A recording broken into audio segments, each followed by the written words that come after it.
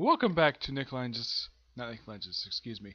Welcome back to One Piece Anime Review, episode number 57.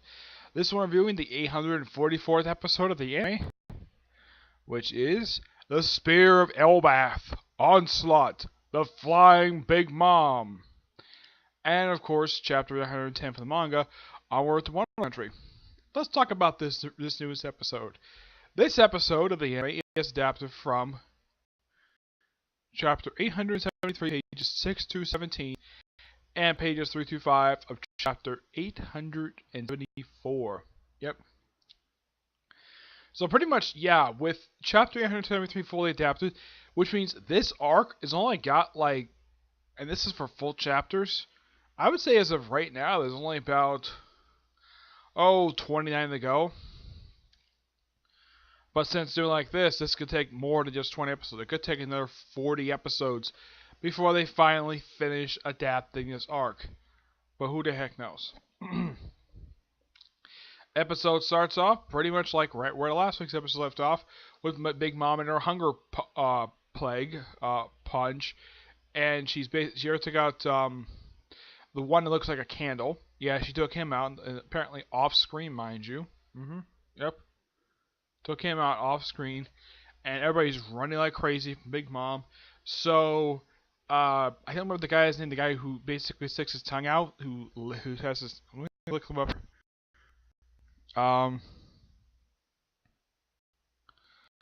It's not Katakuri. I think this guy here.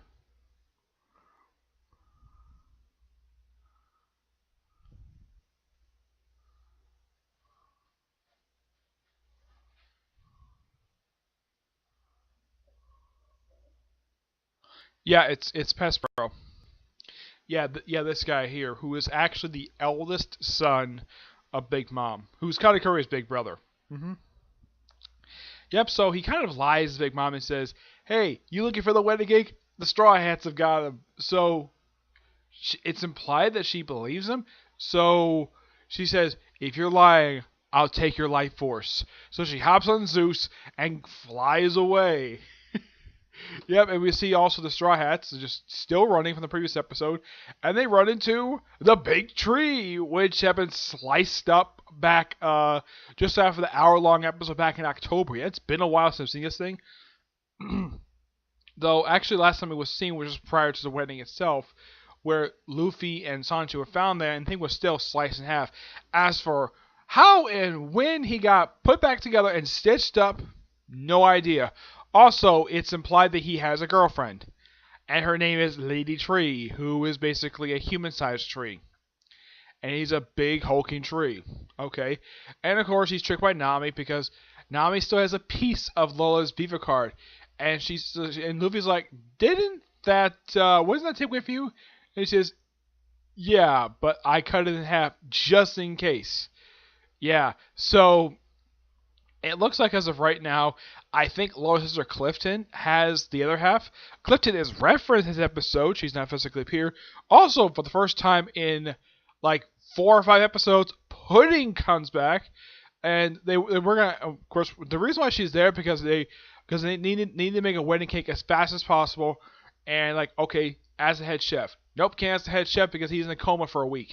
He's gonna be in a coma for the next week. So yeah, can't do anything with him. And then Pudding shows up on her flying carpet, who, by the way, talks. Yep. And she says, "Yeah, I'll make the cake with Clifton." She is the minister of chocolate. She is in charge of Chocolate Island. So in charge of, I think it's Chocolate and Cocoa Island. So all the ingredients are there. Just need Clifton. And point out, and of course, one of her brothers like, that would work, except she's married to the enemy Benj. And she's like, "I'll force her to come." And of course, she fires off her gun that she was supposed to shoot Sanji with at the wedding. Yep. Let's see, what else? Oh yeah, and then eventually, I should point this out though. After last week's episode, Caesar Clown has never seen it again. As for what happened to him after he got his heart back, no idea. Because apparently he just disappeared and No, I don't think Oda ever revealed exactly what happened to him. I mean, he's not a subordinate of Big Mom anymore. He's not a subordinate of a bench. So, honestly, I have it just seemed like that the reason why they just gave him back his heart back because excuse me, I think this is just a theory. I think that after that he just did what he wanted to do, or the one to do with him in this particular arc, I don't think he had any more plans for Caesar Clown at all. Because now Caesar Clown currently right now is on the shelf until, well, Oda decides what to do with him. And of course the episode ends with Big Mom flying Zeus. Of course they also had in the previous episode showing the flashback that they split their forces. One go off the bench, and they got the Kalikuri. And of course, Big Mom, of course, because she was told the Straw Hats had the wedding cake. The other half of the forces see her like, what's she doing here at the big front lines? And then she says the most like shocking things like the Spear of Elbaph, like the title of the episode. And Luffy's like, Elbaph? He's like, I know what he's like thinking like, oh, it's like something must have because well, because we're showing flashbacks. Big Mom has been to Elbaph. As a matter of fact, Lola was actually promised to marry one of the giants there at the age of 6. I mean, what is wrong with this woman? Arranging a marriage is fine.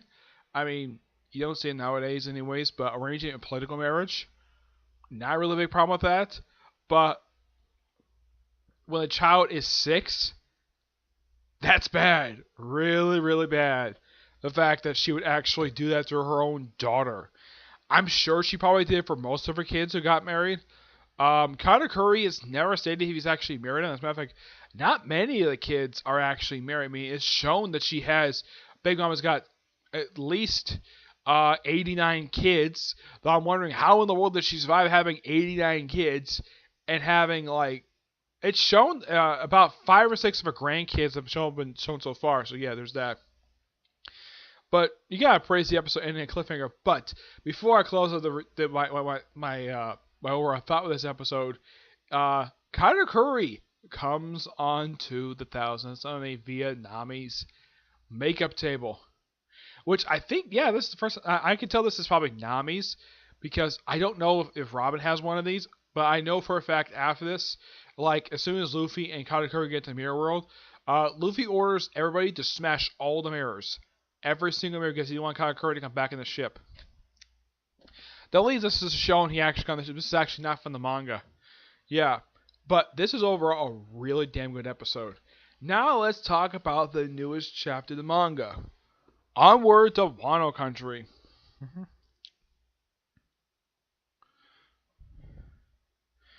Okay. First we have Orbis. Just scratch his head at what to do with these hungry people. And then we see that apparently Luffy just found out about the reverie, and he's very happy. A lot of people, all the princesses he knew, of course, Sanji, of course, is going girl crazy over Vivi. Also, I gotta show this off though. Luffy is back in his, from what I can tell, his first outfit he wore post time skip. Yeah, he's back wearing the sash, the jacket. Yeah, he's back wearing exactly what he was wearing just out of time skip. Brook, I think from what I can tell, pretty much everybody's mostly back to their first outfit they wore post time skip. And of course, everybody's just so excited to see that apparently all these people are like, let me see, like Warpool, like they mentioned like various people like the Neptune family, Vivi, Violet, Viola. It was great. Yeah, and Luffy apparently is fully healed after the events of Whole Cake. I should point out though, this is actually the first time Luffy's been seen since chapter 903. Him, Nami, Chopper, Carrot, and Brook. Yep. So everybody's like so happy to see these things. Then they get close to Wano Country, and yeah, apparently Wano Country's got a big, humongous storm. It's like a terrible weather storm. Yeah, there's like tidal waves. Yeah. And then pretty much like the crew gets separated. Yeah, but Luffy is still with the Sunny, which I gotta praise Oda for doing that, for keeping the Sunny, because after all, it's his ship, because he's the captain. He's like, "Ooh, what's this place?" He sees an animal, like, "Don't damage my ship! Hey, you, don't damage my ship!"